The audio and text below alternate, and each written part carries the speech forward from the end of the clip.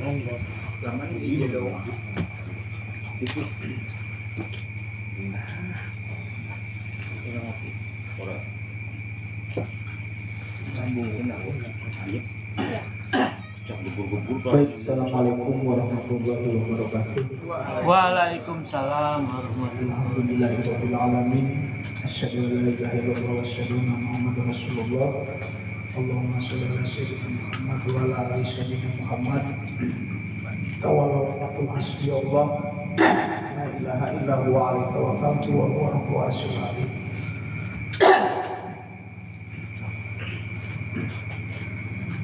Kita melanjutkan ke bab 15 Al-Majlidul Khamisil Ashar. Hadihi dunia ini adalah bahru, bagaikan lautan. Wa imanuka safinatuha, sementara keimananmu adalah bahranya atau perahu. Walihada qala Luqmanul Hakim, seperti apa yang diungkapkan oleh Luqmanul Hakim rahimahullah. Luqmanul Hakim yang ada di surat Al-Luqman, ya, tokohnya itu Luqmanul Hakim rahimahullah mengatakan, ya bunayya, wahai anakku, ad-dunya bahru, dunia itu adalah lautan, wal imanu safinah, dan keimanan adalah bahteranya, wal malahu ta'ah, dan ketaatan adalah dayungnya untuk mengayuh, wasahilul akhirah, sementara akhirat adalah pantai pelabuhannya. Ya musallina alal ma'asi, wahai orang-orang yang senantiasa tenggelam dalam kemaksiatan, an-qarib, dalam waktu dekat, ya'tiyakumul was-sumum waz-zumun wal faqr, dalam waktu dekat engkau akan buta matamu, was-sumum, engkau akan membisu, waz-zumun, engkau akan lumpuh, wal faqr, dan engkau akan mengalami kefakiran. Ini gambaran dunia. Jadi orang yang tenggelam dalam lautan duniawi itu sama aja orang yang buta, bisu, lumpuh, dan fakir.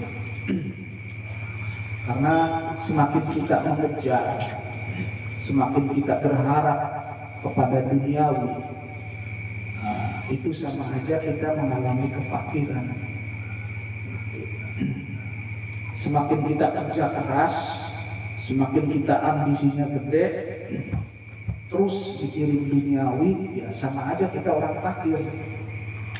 Karena kalau orang yang ghaniyun, orang yang kaya, dia tidak memiliki harapan apapun terhadap urusan duniawi. Beda ya.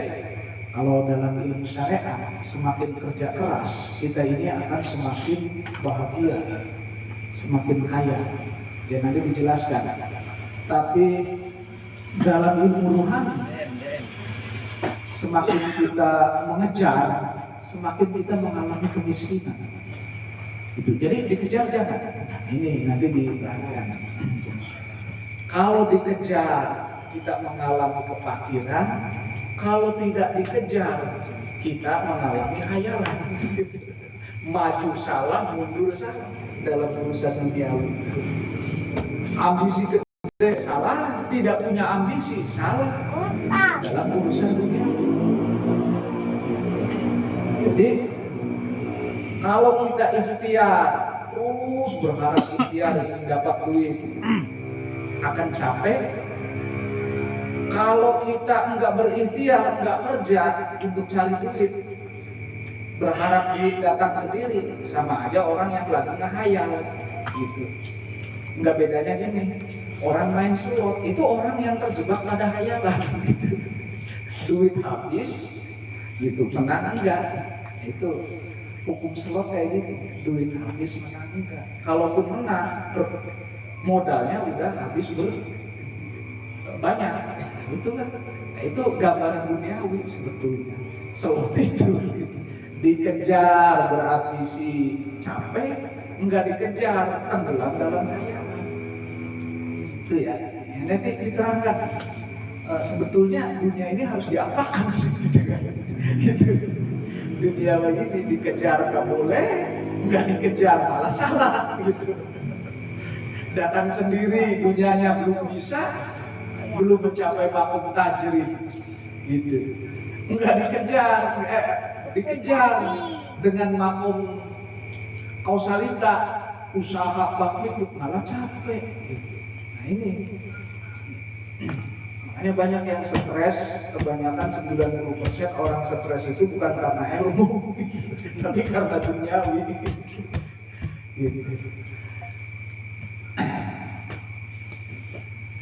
Wa qasawatul qulubil khal, kerasnya hati manusia alaikum kepadamu.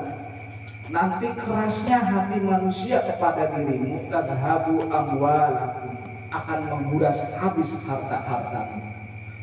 Bil khosarot, dengan cara engkau mengalami kerugian. Wal musadarot, engkau akan dirampas oleh manusia hartamu, duniamu. Wassarokot, engkau akan dicuri harta-hartamu oleh manusia. Ini ketika kita tenggelam dalam urusan duniawi, ya siap-siap kita banyak yang nongkrong, intinya gitulah. Makanya kalau jadi orang kaya jangan pengen terkenal. Kalau orang kaya terkenal banyak yang pada datang. Nah ini nih baru dapat duit kan, pasti pada datang. Pada pura-pura baik lah gitu, cium tangannya juga bolak-balik. Jadi kalau ingin jadi orang kaya lebih baik jangan terkenal, enak nggak? Tidak terkenal. Banyak duit tapi tidak terkenal, enak nggak? Iya santai gitu. Ini mah banyak duit terkenal, ya udah gitu ya. Banyak baju cat yang pada datang. Ya enak sebenarnya jadi orang yang tidak terkenal itu enak, tenang. Beda dengan orang yang terkenal, hidupnya nggak tenang, apalagi banyak media gitu ya. Kunu akla, berpikirlah engkau dengan jernih, dengan akal sehatmu, tubu ila rabbikum aja wajahat, dan segeralah engkau bertobat kepada Allah. La tasriku, janganlah engkau menyekutukan Allah di amwalikum, dengan harta-hartamu. Salah satu contoh mensekutukan Allah dengan harta-hartanya, contohnya sederhana. Kalau lagi punya duit banyak tolak cangkeng, kalau lagi nggak punya duit, apa tuh? Stres. Ya, itu menyekutukan Allah itu gambarannya kayak gitu. Bukan menyekutukan Allah itu digambarkannya nyembah duit. Ketika engkau berbangga diri, menganggap bahwa dunia itu, harta itu adalah hasil dari kerja kerasmu, ya itulah yang dibutuhkan Allah. Ketika engkau semakin banyak harta, semakin merasa berbangga diri, ya itu yang menyekutukan Allah. Dan semakin engkau tidak punya duit, kemudian engkau stres, itu juga menyekutukan Allah. Karena engkau tidak percaya bahwa harta dan rezekimu Allah yang ngatur, tidak percaya itu. Maka kalau lagi lagi kantongnya kering, ya udah santai, jangan sedih gitu, jangan stres, jangan pusing, santai. Jadi kalau ada harta berbangga diri, tidak punya harta merenungi diri, nah itu dua-duanya sama, kakak beradik, musyrik. Jadi musyrik itu bukan dimaknai hanya kita nyembah duit. Gejala hati kita ketika berbangga diri terhadap duniawi, terhadap harta, terhadap hasil yang kita peroleh, dan kita bersedih hati ketika kita tidak punya uang, itu adalah bagian dari kemusyrikan. Berbangga diri karena kita menganggap bahwa uang yang hadir, harta yang hadir di dalam diriku itu hasil kerja kerasku, bukan dari rezeki dari Allah. Bersedih hati menganggap bahwa rezeki itu seolah-olah bukan Allah yang menjamin, tapi yang menjamin adalah manusia, adalah kerja keras. Itu pun adalah bagian dari mensekutukan Allah. Itu. Nah, indikator orang yang menyekutukan Allah, indikatornya di dalam gejala hati kita, satu, sombong, berbangga diri, ujub dengan harta-harta yang kita miliki. Ketika hartanya berkurang, sedih tidak? Kecewa kan? Kecewa. Ketika tidak punya harta, bersedih hati tidak? Nah, berbangga diri, sombong, kesedihan hati, kekecewaan, kekhawatiran, dan kegelisahan itu adalah efek dari kita menjauhi Allah. Jadi sebetulnya kemusyrikan itu bisa kita rasakan, bisa kita ketahui oleh gejala hati kita, kondisi hati kita. Itulah yang disebut kemusyrikan. Kekecewaan, kesedihan, kekhawatiran, berbangga diri, ketakutan, takut nggak bisa makan, takut anaknya nggak bisa sekolah, takut anaknya masa depannya tidak bisa cerah. Itu adalah gejala-gejala dari kemusyrikan. Ketika hati kita bergeser, hati kita tidak yakin bahwa Allah lah yang yarzuqu bi'ibadihi lima yasha, yang memberikan rezeki kepada hamba-hambanya bagi yang dia kehendaki. Makna yarzuqu lima yasha itu maknanya yang Allah kehendaki untuk mendapatkan rezeki. Contoh, saya profesinya ngaji, guru ngaji misalkan, maka Allah menghendaki saya rezekinya dari guru ngaji. Kang Kantul rezekinya dari dagang. Secara logika Allah ngasih rezekinya dari hasil perdagangan apa dari hasil ceramah?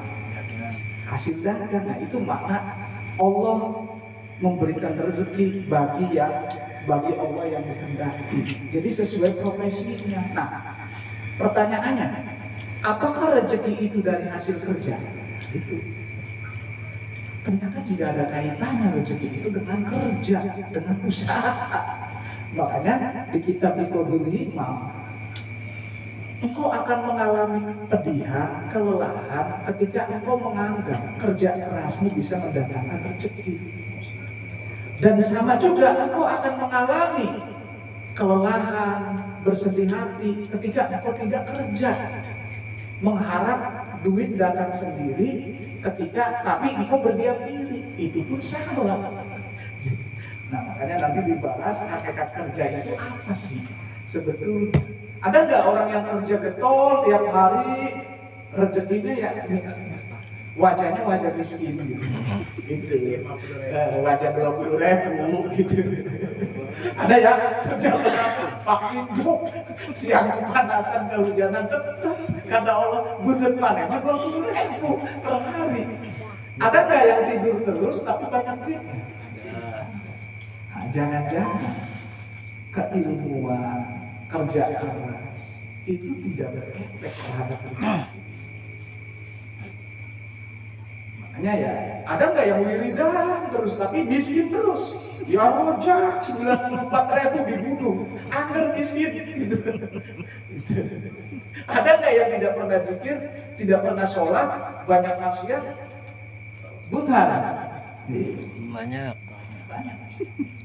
Ngedot empang gak jujur. Nah ini kita bongkar ngedot empang gitu kan 2 hari tetap lauk sepat semuanya. Ayo dipotong malere gede-gede. Apa dan dipoto di video macam biasa. Angger lauk sepat peluru doa ya gitu. Ayo ngomong berpelah kakap paling kakap nama 5 gitu. Itulah gitu. Ya kita bongkar hukum kausalita ya, membongkar hukum kausalita. Ternyata tidak ada kaitannya dengan hukum sebab akibat. Rezeki itu misteri. Allah langsung yang ngasih. Gitu. Ya kita ini ilmu rohani itu beda dengan kaidah-kaidah ilmu apa? Ilmu lahiriah. Kalau kita belajar di kampus, siapa yang bekerja keras, maka dia yang akan kaya. Bersakit-sakit dahulu, bertepi-tepi, berenang-renang, ke tepian. Berakit-rakit dahulu, berenang-renang ke tepian. Bersakit-sakit dulu, bersenang-senang ke tepian. Kalau dalam hukum rezeki enggak. Banyak yang orang kerja keras.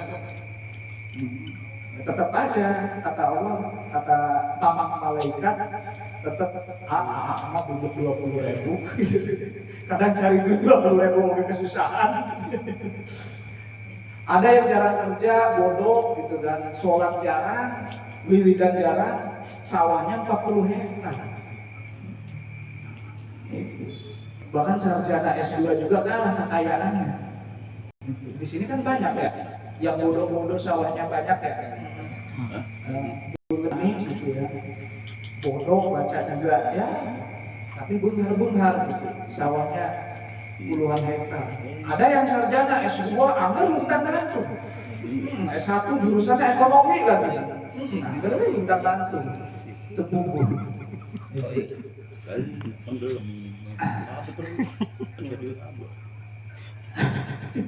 Dokter Agus Dokter Agus jadi calon.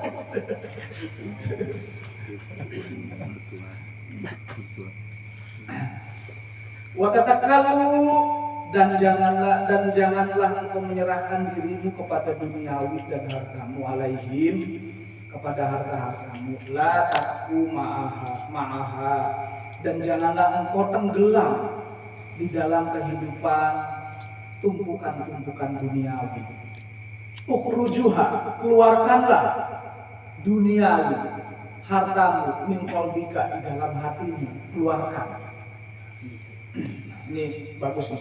Ukhrujuha min qablikum, keluarkanlah hartamu duniawimu min qablikum, di dalam hatimu, dari hatimu. Waj'aluha fi buyutikum wajuyubikum, dan simpanlah hartamu di rumahmu dan di kantongmu. Jadi keluarkan hartamu di dalam hatimu, tapi simpanlah di rumah dan di kantong.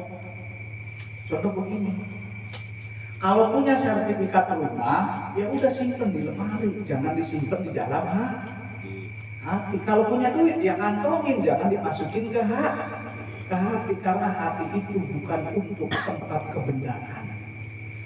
Kalau punya duit, ya tabungkan ke bank, jangan ditabungin ke dalam hati.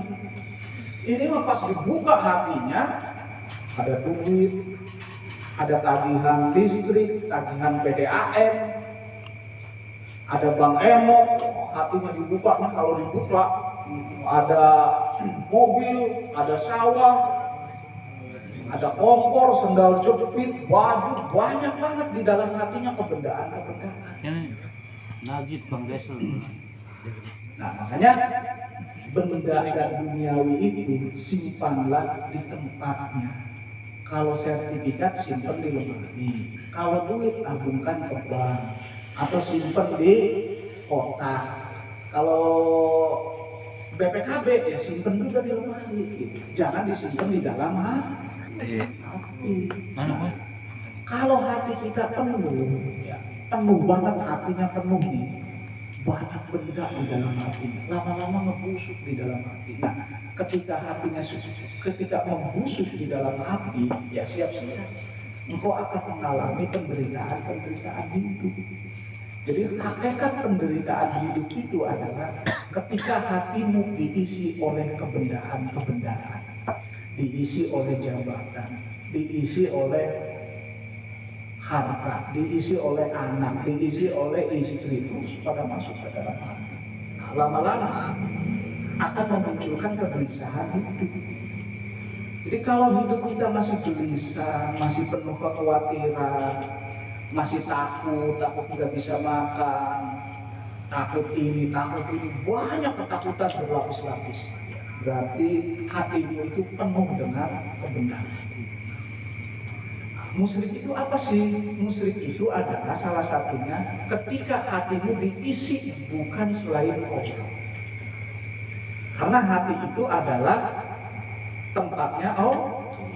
Makanya disimbolkannya Baitullah, rumah Allah. Ma ja'alallahu fi qalbiyaini fi jawfihi. Tidak ada satu rongga hati, ada dua cinta. Cinta kita kepada Allah itu harus ada di dalam hati. Jadi hati itu jangan diisi kepada yang lain. Konsekuensi logis dari kita secara psikologi ya, menempatkan selain Allah di dalam hati, itu efeknya adalah kegelisahan hidup. Siang gelisah, malam mau tidur gelisah. Jadi contohnya beginilah, kalau saya pegang naruh ikan sepat lah yang dari kolam kemarin. Ikan sepatnya udah dimakan atau udah dijual, tapi ininya bau amis enggak? Amis. Nah, sama ketika saya punya sawahnya ada di luar, tapi baunya ada di dalam hati, melekat. Itu. Contoh, saya pegang punya jam tangan. Yang disebut tangan, jamnya apa tangannya? Tangan. Yang bagian diri saya, tangan saya apa jam saya? Ketika jamnya hilang, sedih nggak? Nah, ketika kita bersedih hati, jam tangan saya hilang, berarti menandakan jam itu disangkanya adalah diri saya. Padahal diri saya itu, bagian diri saya itu adalah tangan. Disangkanya jam, gitu. Padahal jam sesuatu yang nempel. Makanya zuinat linnasi hubusah, manusia kata zuinat, junait itu dihiasi. Makanya Al-Quran itu bagus bahasanya, dihiasi. Berarti duniawi itu adalah hiasan yang nempel di dalam diri saya, nempel di dalam hati saya. Nah, ketika nempel sampai masuk ke dalam hati, siap-siap kau akan mengalami penderitaan itu. Karena min qalbayni ijauhi, hati tidak ada dalam satu rongga hati, ada dua cinta. Cinta itu hanya di dalam hati, hanya untuk Allah, bukan untuk yang lain. Jadi kemusyrikan itu, menyekutukan Allah itu adalah ketika engkau memasukkan selain Allah di dalam hati. Hanya cukuplah urusan duniawi itu hanya sebatas urusan pikiran. Mikir, nyari duit silakan. Berpikir, cari keuntungan enggak. Berpikir, dagang enggak. Tapi sebatas dalam alam pikiranmu. Jangan masuk ke relung-relung hati. Ketika masuk ke dalam hati, ya siap-siap akan mengalami penderitaan hidup. Makanya jantungnya maras-maras wae, luas-luas wae. Boga proyek stres, boga proyek depresi. Ya solusinya keburkan ke laut. Karena orang stres itu kadar asamnya tinggi. Air laut kan kadarnya kadar basah.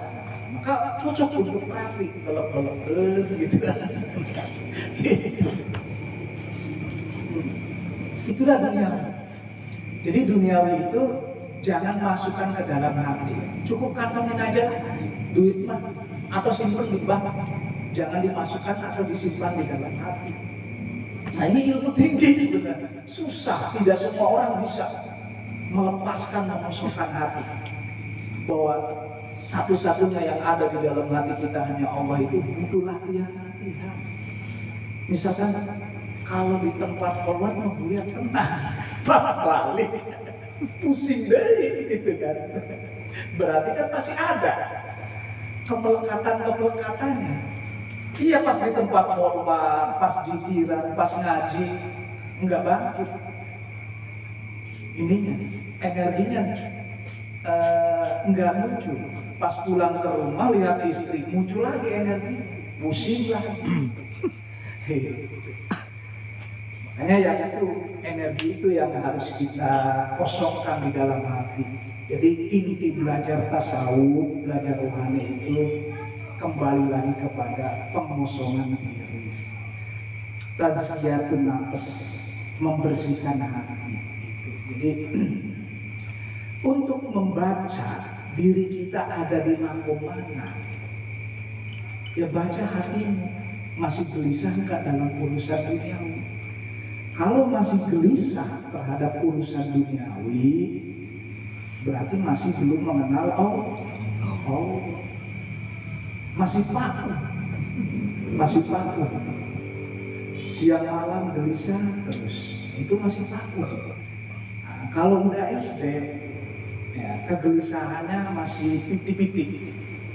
Kalau SMP 40-50, SMA 30, 70. Kalau udah kuliah, udah lagi sarjana 20, 80. S2 10,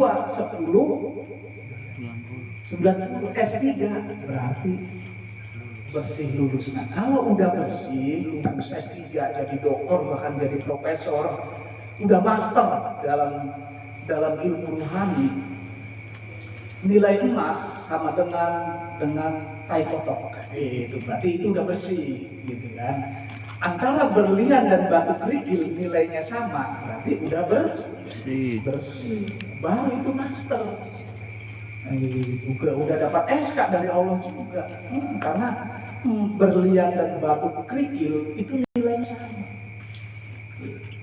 Jadi kalau dipuji masih senang, berarti masih belum master. Atau dicemooh, diejek masih kesel, berarti belum master, belum lulus, masih SD. Dipuji senang, diejek marah, berarti belum bersih, belum lulus. Kalau dipuji alhamdulillah, diejek alhamdulillah, berarti top. Tidak punya duit, alhamdulillah. Punya duit, alhamdulillah. Sehat, alhamdulillah. Kering, alhamdulillah. Ditabrak mobil, syukuran, tahlil. Ayo syukuran naon kan? Ditabrak mobil kan? Nah ini yang dicari orang-orang yang kayak gitunya. Nah kata Syekh Abdul Qadir, 1 juta banding 1 katanya orang yang kayak gitu itu. Nah kalau di Kabupaten Kerawang ada 2 juta berapa? 2 juta sekian ya. Berarti ada 2 orang di Kerawang ini yang udah mencapai makom itu. Makom antara emas dan batu kerikil atau emas dan tai kotok itu sama aja. Berarti ada 2 orang nih, jangan-jangan di Kabupaten Kerawang. Dan pasti orangnya disembunyikan. Karena kalau orangnya muncul, bahaya. Perintahnya sama dengan perintah Allah. Bisa dosa kita. Makanya banyak para wali yang disembunyikan. Supaya apa sih? Supaya kita tidak banyak dosa. Gitu. Karena perintah wali itu yang harus kita ikuti. Kalau nggak diikutin ya bahaya. Makanya pada disembunyikan, tidak dipublikasikan. Yang namanya mutiara-mutiara berharga itu disembunyikan, disimpan di dalam lemari, dikunci. Bahkan bisa jadi makamnya juga nggak ketahuan. Ya yang sulap-sulap, ya yang pamer-pamer kesaktian, nah itu mah hansip, gitu. Mau pesantrenannya gede, hansip. Karena jenderalnya mah pasti diem di kantor, di hotel, rapat, jenderal. Namanya prajurit ya pasti pegang senjata. Maka semakin banyak menunjukkan kesaktian, ya itu semakin rendah kedudukannya. Ya hansip lah ya. Banyak para wali yang tidak memiliki kesaktian. Nah kita kan salah dalam berpikir. Indikator wali itu adalah harus sakti, harus kaya. Oh pesantrennya harus gede, mobilnya harus bagus, muridnya harus ribuan. Cara berpikirnya seperti itu. justru semakin tidak dikenal, semakin hebat. Itu. Semakin tersembunyi, semakin hebat. Ya biasanya yang petantang-petenteng yang pegang senjata, ya itu prajurit. Yang naik kapal F-13, F-35, prajurit itu mah. Yang pegang tombolnya mah dia di kantornya, gajinya gede itu. Itu ya makanya ya salah satunya ayo kita ibadah hati. Ibadah qulub afdalu min ibadatin dawahir. Ibadah hati itu kekuatannya luar biasa daripada ibadah seremonial. Nah, kitab ini sebetulnya ngajak kita cerdas dalam beribadah hati. Ya ibadah seremoni, ibadah-ibadah yang diatur dalam buku fikih, ya lihat di inilah, di YouTube, di ini gampang itu mah. Doa Al-Fatihah udah pada bisa, cara takbiratul ihram bisa, cara wudu yang benar bisa. Tapi makna-makna, rahasia-rahasia di dalam gerakan sholat itu hanya bisa dilakukan ketika kita sudah mengenal Allah. Itu makna-maknanya, ilmunya langsung Allah kasih, bukan lewat buku, bukan lewat buku. Itu yang disebut ilmu huduri, ilmu kehadiran atau ilmu laduni. Karena ada ilmu bayani. Kalau bayani ya ilmu hasil baca. Ilmu burhani, nah itu hasil mikir. Ada lagi ilmu huduri atau ilmu irfani. Itu bukan hasil baca, bukan hasil mikir, tapi langsung Allah ngasih langsung. Makanya itu alam ruh adanya. Makanya di kitab Qodul Himam, ar-ruh wa al-waridah. Ruh itu adalah tempatnya waridah. Waridah itu dari kata wirid, aurat.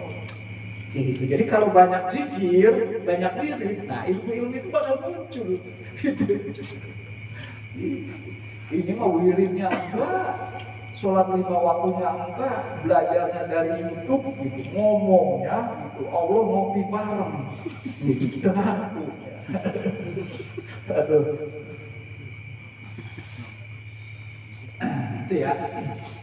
Jadi kembali lagi, simpanlah duniawi hartamu di dalam rumahmu, di dalam kantong bajumu. Bila perlu di kantongnya kantong belakang tuh yang di apa, yang ada di pantat. Hinakanlah duniawi katanya. Nah, kalau udah bisa dihinakan duniawi, maka duniawi akan ngejar. Nyembah-nyembah kita. Pengen dipakai sih. Kitanya nggak butuh. Terus mikir duniawi katanya. Itu. Dan salah sih. Ngaji tasawuf ditarik. Ini kayak yang di YouTube kan. Pelatihan per orang 2 juta. Orang lagi belajar juhud disuruh narik. Kadang sok salah wae gitu belajar tasawuf. Wa ma'agul malikum, dan simpanlah ya tadi, simpanlah duniawi di rumahmu, hartamu, di kantongmu. Wa ma'agul malikum, beserta para karyawan-karyawanmu, juga karyawanmu juga simpan. Wakalaikum, dan wakil-wakilmu, manajer-manajermu, dah simpan semua, jangan dimasukkan ke hati. Wartaqibu al-maut, dan banyaklah mengingat mati. Gitu. Kang Agil berapa umurnya? 35 ya. Itu umur yang sebenarnya. 49. 49. Bentar lagi 50. Berarti kalau rata-rata masyarakat Indonesia umurnya 60, berarti 10 tahun lagi. Sukses. Sukses. 2 kali pemilu lah ya. Pemilu terakhir udah nggak bisa jadi tim sukses, udah diejek tua kepolitikan gitu. Itu bang, nyindir Rika sebenarnya bang.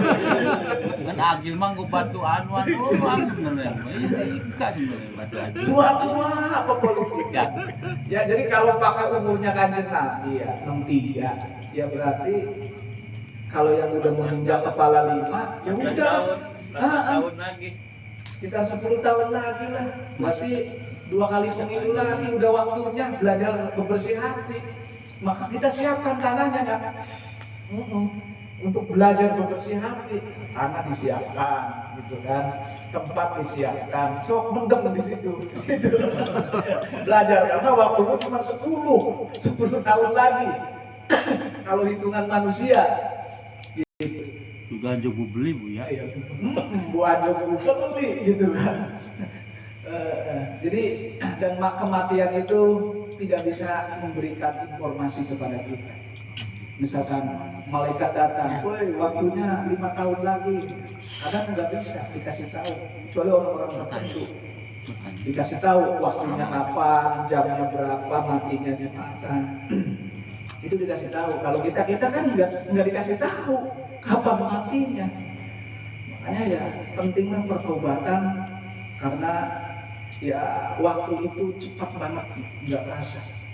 Saya masih ingat umur 5 tahun, masih ingat gitu. Umur 5 tahun masih ingat. Terus umur 7 tahun masih ingat. Sekarang udah punya anak 3, nggak terasa. Sama kematian juga, waktunya tidak akan kita rasa, gitu. Tidak akan kita rasakan. Ini mau udah menginjak 50 tahun, 10 tahun mau mati, masih mikirin gitu kan. Siang malam duniawi gitu. Itu bengar itu stresnya enggak ada. Udah waktunya lah yang udah kepala 4 ya, kepala 5. Ya belajar bersih hati.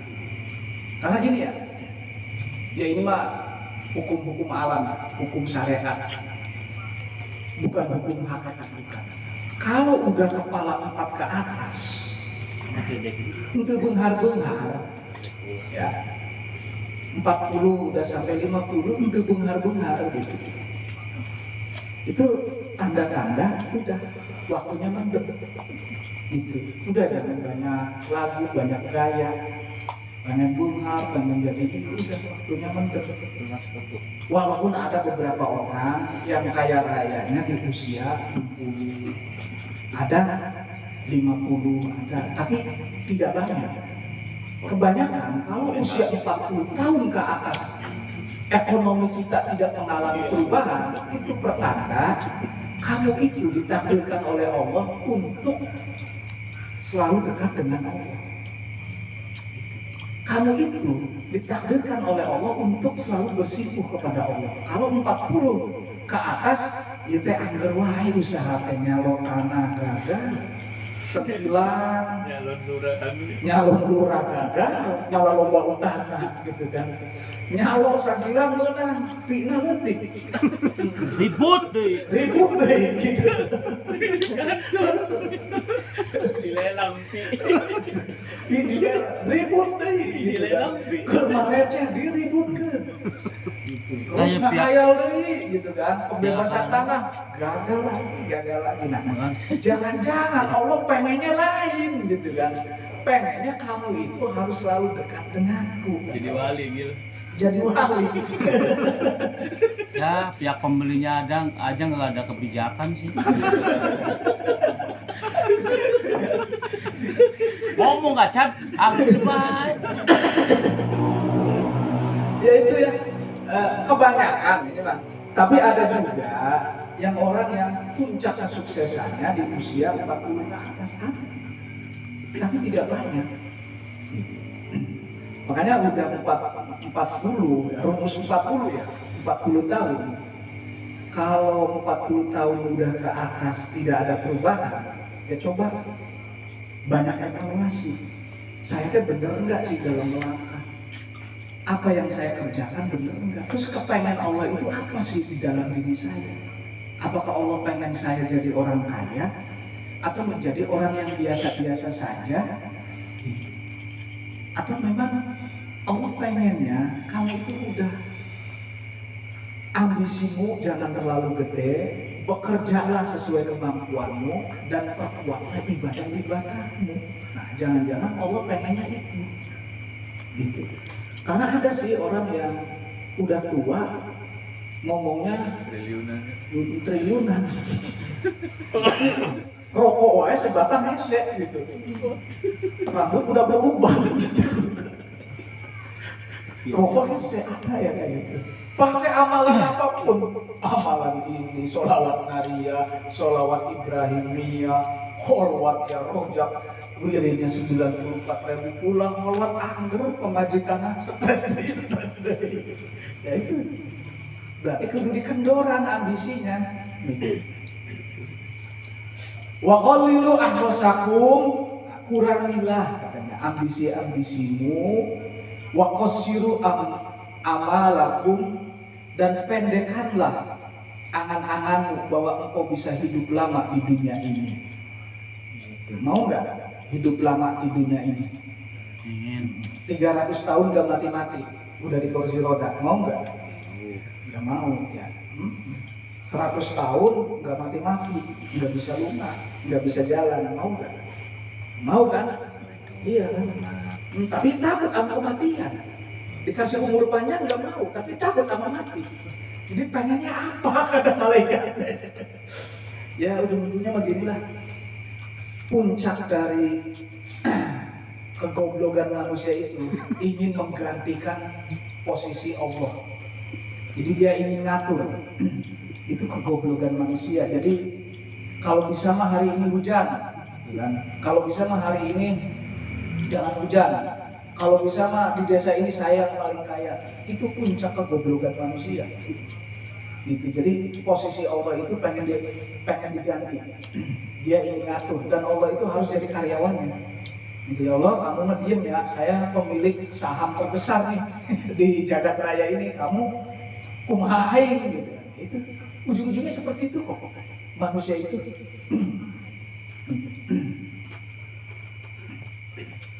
Dan doanya pasti ngatur sama Allah nanti teh. An Abi Yazid Al-Bustami rahimahullah alaihi annahu qol, apa yang diungkapkan oleh Abu Yazid Al-Bustami mengatakan al-mu'minul arif, orang mukmin al-arif yang sudah mengenal Allah, la yatlubu minallah, dia tidak akan meminta-minta kepada Allah Azza wa Jalla, la dunya walal akhirah.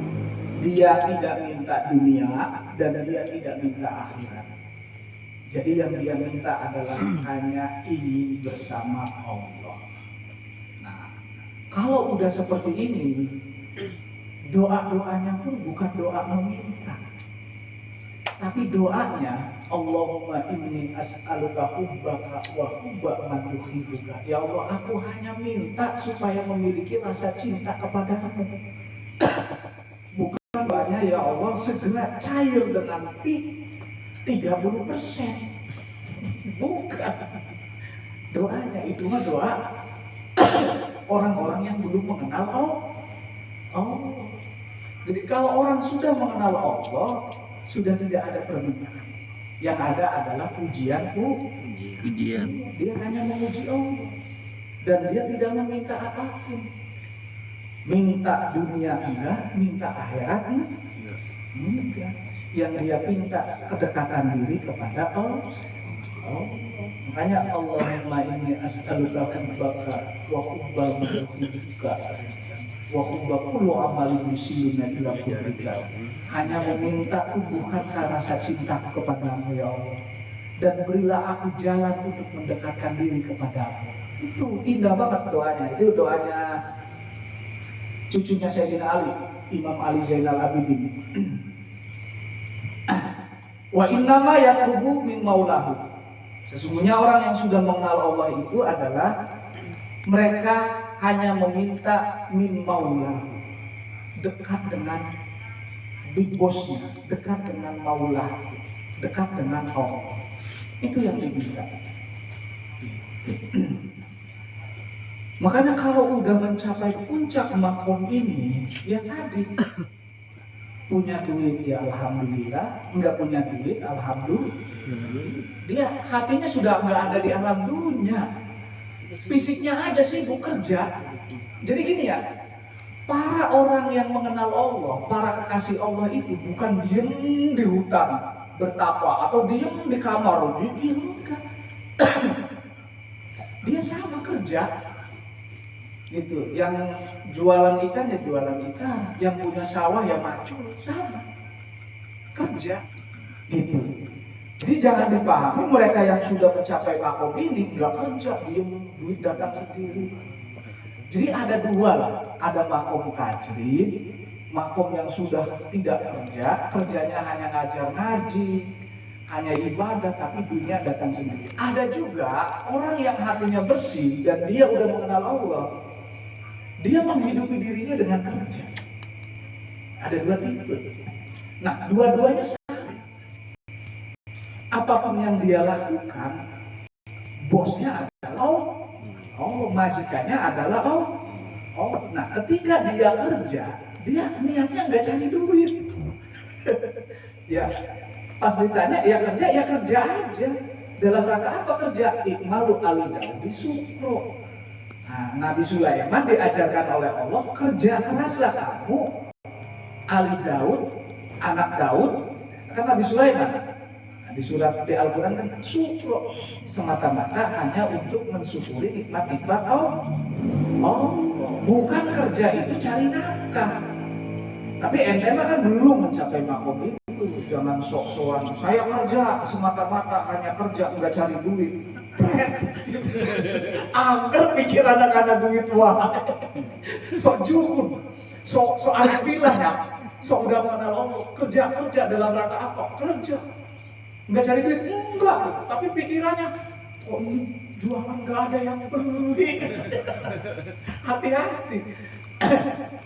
Jadi jujurlah ke dalam diri kita ya. Kalau memang masih berharap kepada Allah, ya udah doa-doamu ya doa-doa dengan harapan. Ya Allah, minta cair ya nggak apa-apa, yang penting mintanya kepada Allah. Karena makom kamu di situ. Jangan sok-sokan makomnya S2, kamu itu masih SD, tapi doanya doa S2.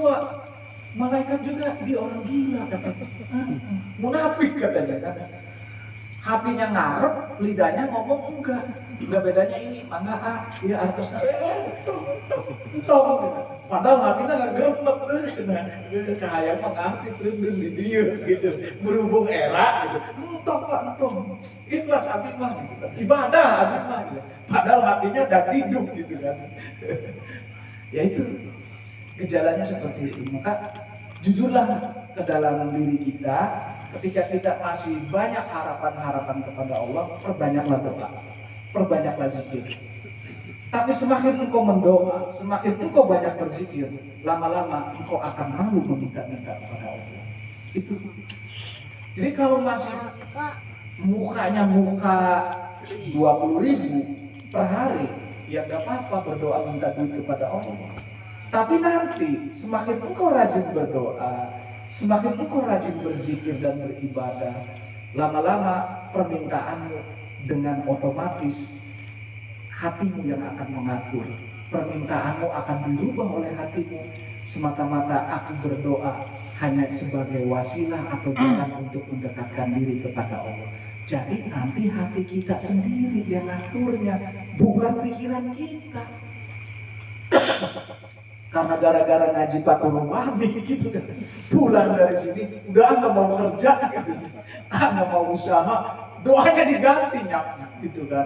Yang tadinya ya rojak di dalam pikirannya nafkah, kekayaan diganti, yang rojak ingin makrifat kepada Allah, kata malaikat. Itu ya. Jadi kalau belum makomnya, ya udah jalani aja apa adanya. Nikmati doa-doamu, nikmati permintaan-permintaanmu, tapi rambu-rambunya apapun yang engkau lakukan, serahkan semua kepada Allah. Itu rambu-rambunya. Makanya ada jalan tengah yang disebut tawakal. Kita kerja keras, hasil serahkan kepada Allah. Nah, itu jalan tengah. Menggabungkan antara syariat dan hakikat. Gitu. Itu jalan tengah, tetap berusaha, berikhtiar, tapi ikhtiarmu adalah bukan dalam rangka untuk memaksakan diri kepada Allah, tapi untuk hasil serahkan kepada Allah. Itu baru jalan tengah. Maksa nggak boleh, nggak kerja konyol. Nah, maka orang yang udah mencapai makom mengenal Allah, kerja itu bukan dalam rangka mencari nafkah. Karena nafkah, rezeki itu Allah yang menjamin, bukan kerja-kerjamu. Nah, ini kita bedah. Kerja itu adalah dalam rangka mensyukuri nikmat Allah. Oh, punya tangan, ya gerakan tanganmu. Punya kaki, gerakan kakimu. Punya pikiran, gerakan pikiranmu. Dalam rangka apa? Dalam rangka mempergunakan tubuh kita, pikiran kita dengan benar. Jadi menggunakan tubuh kita, pikiran kita untuk kerja itu dalam rangka memanfaatkan dan menggunakan fasilitas-fasilitas Allah untuk jalan yang benar, semata-mata untuk ibadah, bukan semata-mata untuk cari duit. Karena duit dan nafkah itu Allah yang menjamin. Walau ganti-ganti usaha, kata Allah tetap kamplenya membelet 10.000. Itu. Jadi tetap ya. Ini orang-orang yang udah mencapai makom tertentu, kerja itu adalah dalam rangka kecintaan kepada Allah, bukan dalam rangka mencari nafkah. Ada nggak orang yang diem ujung-ujung ada yang nawarin proyek? Ada nggak? Ada. Berarti itulah rezekimu. Agil bang. Itu jadi makanya orang-orang yang udah mencapai kesadaran tinggi bekerja itu dalam rangka kecintaan kepada Allah. Mau sawahnya dimakan tikus, ya macul lagi. Mau sawahnya untung, macul lagi. Rugi, macul lagi terus. Karena yang dia pandang dari konsep kerja itu adalah sebuah konsep rasa syukur menggunakan fasilitas Allah dengan benar. Makanya ikmalu ali Daud syukur, kerja keraslah kamu wahai Nabi Sulaiman dengan motivasi mensyukuri nikmatku, bukan takut nggak punya duit, takut nggak bisa makan. Nah, selama ini kita ini digerakkan oleh ketakutan. Takut ini, dan secara tidak langsung kita ini bergerak, bekerja lagi menyembah ketakutan yang ada di dalam diri kita. Karena ketakutan yang menggerakkan kita, dan kita menyembah ketakutan yang ada di dalam hati kita, digerakkan. Nah, makanya ada kata-kata dalam hukum rezeki. Ketika engkau memandang urusan rezeki, kemudian engkau menganggap rezeki itu dari hasil kerja kerasmu, maka siap-siap engkau akan mengalami kelelahan, kata Imam Al-Qusairi. Dan ketika engkau berdiam diri, tidak bekerja, maka engkau terjebak pada angan-anganmu. Kerja keras akan menimbulkan kelelahan, tidak bekerja akan tenggelam dalam angan-angan. Dua-duanya kan. Maka kerjalah kamu semata-mata untuk mensyukuri Allah. Urusan rezeki serahkan kepada Allah. Nah, ini cerita Nabi Musa. Ketika Nabi Musa sakit perut, sakit banget katanya perut, Allah ngasih ilham, ngasih wahyu. Ya Musa, makanlah daun itu, daun tersebut, dimakanlah daun, ternyata sembuh.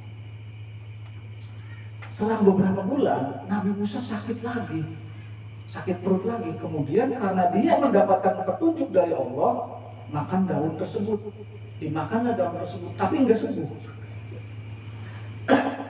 Kemudian Nabi Musa berkata, kenapa dulu aku sembuh makan daun ini, kemudian aku sakit lagi, makan daun ini enggak sembuh? Allah mengatakan, bukan daun yang menyembuhkan, tapi aku. Nanti sama, rezekimu bukan kerja kerasmu yang mendatangkan, tapi adalah dari kebaikan-kebaikan. Nah, Makanya bekerjalah engkau semata-mata untuk mensyukuri semua nikmat Allah. Itu enteng. Kalau kerja kita motivasinya seperti itu enteng, nggak lelah. Jantung nggak debar-debar terus, orang maras-maras baik gitu kan. Ini mah ketinggalan, ada kumpulan, maras-maras. Disangkanya nggak kebagian gitu kan. Gitu ya. Ini ngobrolin apa sih, kayaknya proyek nih. Wah, nggak ngajak-ngajak, jantung aja berdebar-debar. Nah, kalau tiap hari jantungnya seperti itu rusak nggak? Konslet. Konslet. Ujung-ujungnya lari, jalan pintas. Paham ya? Paham. Jadi nanti konsep kerja itu konsep cinta. Saya bekerja karena rasa cinta kepada Allah, bukan rasa takut nggak bisa makan. Ya gulam, wahai anakku, jam berapa? 5 menit lagi. Hah? 21.55. 5 menit lagi. Nanti kalau ada pertanyaan mah ya gulam, wahai anakku. Nah, ini berarti Syekh Abdul Qadir lagi ngobrol ke santri-santrinya. Kalau wahai haka, goblok kamu, nah, berarti lagi ngobrol dengan nggak tahu ngobrol dengan siapa. Karena ini kitab ini harus jeli ya. Kalau ya gulam, nah ini berarti dengan santrinya. Nah, nggak tahu santrinya apa santri senior, apa santri junior nih, gitu. Tapi kalau ya gulam, dengan santrinya. Irji bi qalbika ilallah azza wa jalla. Pulanglah dirimu kepada Allah dengan hatimu. Jadi nanti di alam dunia ini kedekatan kita dengan Allah bukan dengan jalan, tapi dengan rasa. Makanya irji bi qalbika, pulanglah engkau dengan hatimu kepada Allah. Berarti ini rasa, main rasa dengan Allah. Itu bukan main jalan. Makna ulang ini, makna dengan hatimu. At-taibu ilallah warraji'u ilaihi. Jadilah, bertobatlah engkau kepada Allah, warraji'u ilaihi. Dialah tempat kembali, tempat berpulang kepada dirimu. Wa qauluhu azza wa jalla, Allah berfirman dalam Al-Qur'an, wa anibu ila rabbikum. Kembalilah engkau, pulanglah engkau kepada Tuhanmu. Ayu arzi'u ila rabbikum. Bagaimana cara pulang kepada Allah? Yakni arzi'u salimul kul ilaihi. Kembalilah dan serahkanlah dirimu secara totalitas kepada Allah. Hartamu serahkan, rezekimu serahkan, semuanya serahkan kepada Allah. Anakmu serahkan, istrimu serahkan. Jangan menganggap engkau bisa. Intinya gitu. Kita kan masih ini menganggap hebat terus, masih menganggap bisa terus. Salimu anfusakum ilaihi. Serahkanlah, pasrahkanlah dirimu secara totalitas kepada Allah. Watrohu watrohuha baina yadayya al-qada'i wa qadrahi. Pasrahkanlah dirimu di hadapan qada dan qadar, di hadapan takdir. Wa amarahu wa nihaya wa tuqalibati. Beserta pasrahkanlah dirimu terhadap perintah-perintah Allah, terhadap larangan-larangannya, dan pasrahkanlah dirimu kepada perubahan-perubahan yang Allah buat oleh dirimu. Watrahu qulubakum baina yadayya. Bersimpulah engkau di hadapan Allah dengan hatimu bila alsinah, tanpa protes kepada Allah. Protes, ya Allah, kenapa haji ini banyak sawahnya, kok saya mah boro-boro punya sawah gitu kan. Nah, itu protes.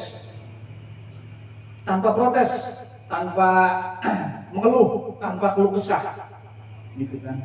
Jadi manfaatlah pakat kasda. Barang siapa yang mengeluh kepada manusia, kata Allah, sesungguhnya engkau sedang menantang diriku. Bila aidun, bila arjulun, bila ayunun, tanpa berpasrah secara totalitas ya, tanpa protes, tanpa ada aidun, tanpa dengan tangan, bila arjulun, tanpa dengan kaki, bila ayunun, tanpa dengan mata. Artinya udah totalitas, serahkan semua kepada Allah. Bila kaifa, tanpa ada pertanyaan bagaimana, mengapa, wala'lam, mengapa kok si itu dapat proyek saya enggak ya Allah? Kok si itu anaknya pada pinter-pinter, kok anak saya bloon-bloon? Kok si itu S2, kok saya SD juga enggak lulus? Tanpa protes. Ini ibadah yang paling sulit ini. Wala munaza'ah, tanpa membantah, tanpa melawan, bila mukhalafah, tanpa melakukan sanggahan-sanggahan, tanpa mungkes, tanpa berkeluh kesah. Bal muwaffiqah wa tasdiq, tetapi serahkanlah dirimu secara totalitas wa tasdiq, dengan penuh dengan kepercayaan. Qalu sadaqal amr, katakanlah bahwa perintah Allah itu benar, sadaqul qadr, takdir-takdir yang Allah putuskan adalah benar. Makanya kan walakal hamdu ala ma qadar, segala puji bagi Allah atas keputusan-keputusan yang Allah takdirkan kepadaku. Padahal tiap hari ya di doa qunut itu ya. Itu atau Rabbana lakal qalu sami'na wa ata'na ghufranaka Rabbana wa ilaikal masir. Sami'na, aku terima ya Allah, wa ata'na, aku jalani ya Allah. Ghufranaka, yang penting ampuni aku ya Allah. Rabbana wa ilaikal masir, semuanya aku kembalikan kepadamu apapun yang terjadi. Tiap tahlil dibaca itu. Tapi ngeluh terus. Shadaqatus sabiqah, dan ketetapan-ketetapan yang sudah terjadi. Ya, saya rugi, saya ditipu orang, udah terima aja. Itu. Saya dikhianati, udah. Itu udah menjadi takdir Allah. Idza kuntum hadza la jarum takunu. Apabila engkau sudah mencapai posisi ini, makom ini, tidak diragukan lagi, qulubakum munibatun ilaihi, maka hatimu bisa berpulang kepada Allah. Musyahadatun lahu, engkau bisa menyaksikan Allah, bermakrifat kepada Allah. Ini metodenya gini dulu. Mau ente kholwat, bertapa, bermeditasi, tapi masih ngeluh, berkeluh kesah di dalam hati terhadap rezeki-rezekimu, terhadap urusan duniawimu, engkau masih kecewa kepada manusia, masih membenci manusia, enggak bakal. Karena syaratnya adalah terima dulu semua ketetapan Allah. Gitu. Makanya raditu billahi rabb wa bil islami dina. Islami dina itu penyerahan totalitas. Gitu. Nah, maka kalau engkau sudah menyerahkan diri kepada Allah secara totalitas, takdirmu semua yang terjadi katanya, maka hatimu pasti akan kembali kepada Allah. Musyahadatul lahu, engkau bisa menyaksikan Allah. La tasta'nisu bisyai'in, kalau sudah seperti ini, la tasta'nisu bisyai'in, engkau tidak akan nyaman, tidak akan tenang ketika engkau berkumpul dengan makhluk. Hanya banyak orang yang setelah bertapa malas bergaul dengan manusia. Itu gejala awal. Malas ketemu yang wajah-wajah kayak gini. Malas. Jadi dia lebih nyaman duduk sendiri bersama Allah, bersimpuh kepada Allah. Bal tastauhisu min kulli syai'in, tetapi engkau akan gelisah ketika engkau berkumpul dengan yang lain. Mimma tahtal arsy ila turat, baik di bawah makhluk-makhluk yang ada di bawah ars maupun makhluk-makhluk yang ada di bawah bumi. Enggak nyaman, udah enggak main-main kodam, enggak main-main narik-narik pusaka yang kayak gitu kan, keris ditarikin. Nah itu mah anak pakut lagi pada belajar. Itu bahkan dengan makhluk pun udah enggak ini, enggak silau, udah enggak takut sama makhluk itu, udah enggak ini ya, enggak serap lihat kekayaan orang lain. Jadi kalau udah bersama hatinya bersama Allah, sudah tidak khawatir lagi terhadap urusan-urusan rezeki, dan kita tidak nyaman. Biasanya kalau berkumpul dengan makhluk-makhluk, pengennya teh zikir, merenung, nah itu gejala awal. Tapi kalau udah mencapai level tertentu, kita akan mengayomi makhluk penuh dengan kasih sayang. Pertama doang nggak nyaman, duduk, alah ngumpul lagi dengan calo-calo kayak gini, ya Allah, dengan kayak gini, aduh wajah-wajahnya kayak gini, bau-bau gitu. Itu gejala awal, akan dihindari pergaulan juga. Tapi kalau udah bagus, hatinya udah terkelola dengan baik, kita akan tidak pilih-pilih makhluk. Mau manusia, mau jin, mau apa, ayo ngeriuk ngaji gitu. Mau agamanya apapun, akan diayomi dengan penuh kasih sayang. Kalau hati kita udah levelnya luar biasa, bahkan akan memberikan rasa kasih sayang kepada seluruh makhluk tanpa pandang pilih. Mau pejabat, mau tukang copet, mantan tukang copet, mau pezina, mau WTS, mau pemandu karaoke, mau ustazah, mau santri, semuanya dirangkul. Itu cuman gejalanya, level awalnya kamu harus banyak menyendiri dulu, berdekatan dulu dengan Allah, dan pasti nggak nyaman kalau gaul dengan manusia. Tapi kalau sudah levelnya bagus, kamu akan sibuk terjun ke masyarakat, mengayomi mereka. Ini mah kadang pandang dulu ustaz-ustaz kiai-kiai ya, bunget miskin, diuk di tukang panen. Nah, iya mah pejabat, bupati mah nggak bang bupati gitu. Ah, iya mah kan Kang Ugi sekali di itu di MPR gitu. Nah itu kalau masih seperti itu, belum levelnya belum hebatnya. Gitu. Itu ya. Wa tahribu min jami'il makhluqat. Engkau akan lari menjauh dari semua makhluk. Nah, jadi ini terakhir ya. Nanti dalam prosesnya, raga kita, badan kita, jasad kita, diri kita sibuk bersama makhluk, tapi hati kita bersama Allah. Nanti seperti itu. Raga kita, jasad kita sibuk bekerja, tapi hati kita sibuk berzikir. Nah itulah. Nanti akan seperti itu. Itu yang disebut jalwat. Maka ada kholwat, ada zalwat. Kalau kholwat ya bertapa, didiam di tempat sepi. Gitu. Tapi kalau kholwat, kita hati kita sepi, tapi jasad kita ramai. Jasad kita sih sibuk, tapi hati kita tetap bertapa. Gitu. Hati tetap berkholwat, jasad tetap sibuk kerja. Itu hati ada di langit, jasad ada di bumi. Nah itu nanti itu berarti itu udah top.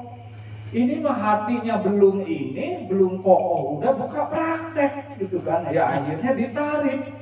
Ilmu dijual, oh iya kak, cina iya. Minyaknya maharnya sekieu ah. Kudu mesernya, mesernya ayah di abah ya. Harganya sekieu, akhirnya ditarik.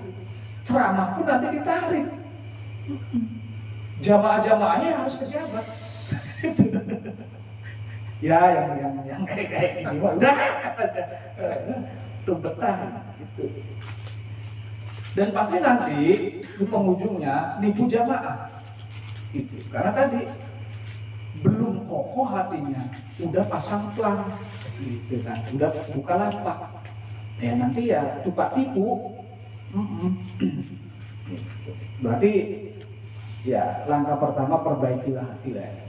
Taqiyya munqati'ah min sa'ilil muhaddatsat. Engkau akan tercerabut dan terputus oleh seluruh ciptaan-ciptaan Allah. Jadi nanti ya terakhir ya, yang dicerabut, yang dibersihkan adalah hati. Kosongkanlah hatimu, walaupun jasadmu, fisikmu sibuk dengan aktivitas dengan makhluk. Jadi seperti itu. Jadi nanti jangan sekali-kali ya, kalau hatinya belum kokoh, kita pengen disebut mursyid, pengen disebut guru, pengen punya jamaah.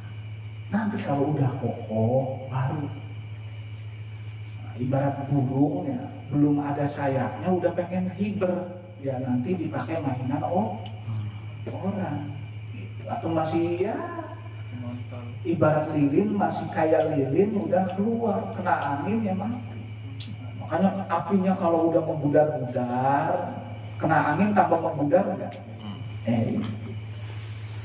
Ya mungkin hanya itu yang bisa kita sampaikan di bab 15. Intinya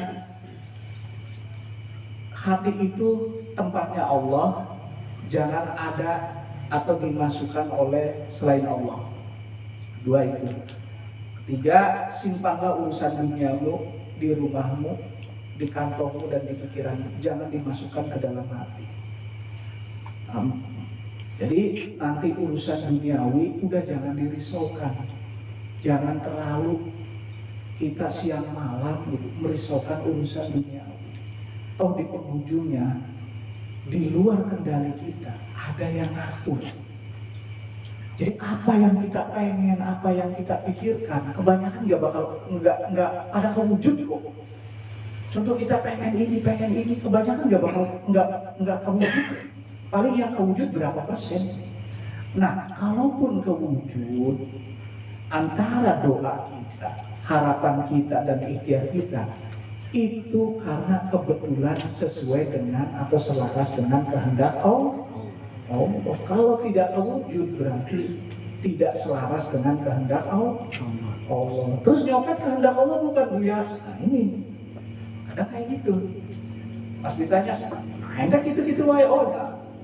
Kering ku Allah, nyopet juga saya ku Allah. Ada yang kayak gitu. Dan saya sempat kemarin di Cirebon diskusi. Jadi semuanya kehendak Allah. Kata saya iya kehendak Allah. Orang nyopet membunuh atas izin Allah? Iya, atas izin Allah. Berarti enggak dosa.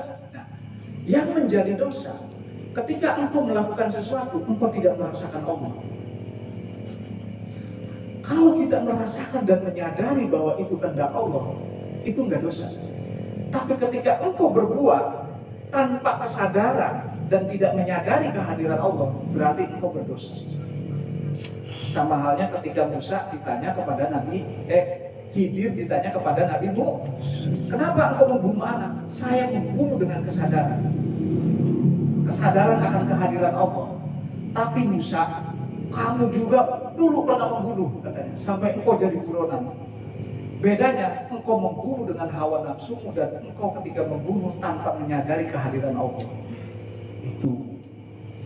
Jadi, apakah ini kehendak Allah? Iya kehendak Allah. Yang menjadi dosa adalah ketika engkau berbuat tidak merasakan kehadiran Allah. Itu baru dosa. Jadi dosa itu adalah ketika kita tidak merasakan kehadiran Allah. Seperti air ya, yang terakhir. Diminum nih, ini jahe. Manis kan? Atau ya, kopi silakan minum, ada manisnya enggak? Manis kan? Kerasa enggak manisnya? Di lidah kamu. Nah, Allah itu rasanya lebih jelas, lebih nyata daripada rasanya kopi itu. Kalau hati kita bersih, rasanya kopi, manisnya kopi, Allah itu lebih nyata daripada manisnya kopi dan rasanya kopi itu. Nah, karena kita nggak merasakan kehadiran Allah, disitulah konsep dosa berlaku. Mungkin hanya itu yang bisa saya sampaikan. Selanjutnya bangga kalau ada yang nggak paham silakan bertanya. Nanti takut yang nggak paham enggak tanya ya. Jangan sampai nggak bertanya. Nanti saya yang tanggung jawab lagi. Kayak gara-gara ngaji Pati Robani, PNS-nya ditinggalin, malah jadi sales. Ada yang kayak gitu. Mobil mewah, ibaratnya mobil dibuat, malah beli sepeda, kan lucu. Gitu. Wallahul muwaffiq ila aqwamit thoriq. Wassalamualaikum warahmatullahi wabarakatuh. Waalaikumsalam warahmatullahi wabarakatuh. Enggak, yang mau bertanya sambil ngopi dan ngudut. Arti deh. Aca dah.